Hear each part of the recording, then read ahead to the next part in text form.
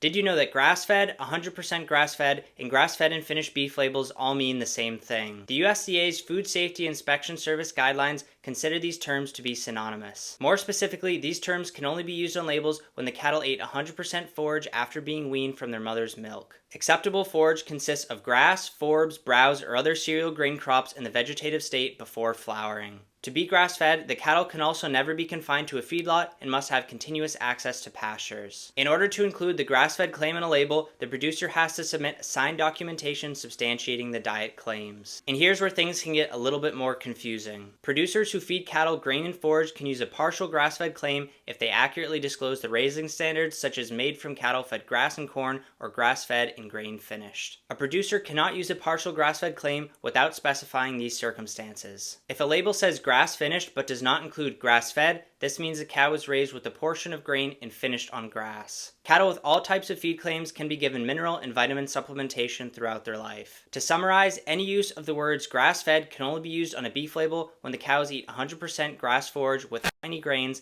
unless the label explicitly states grain finished or the inclusion of grains.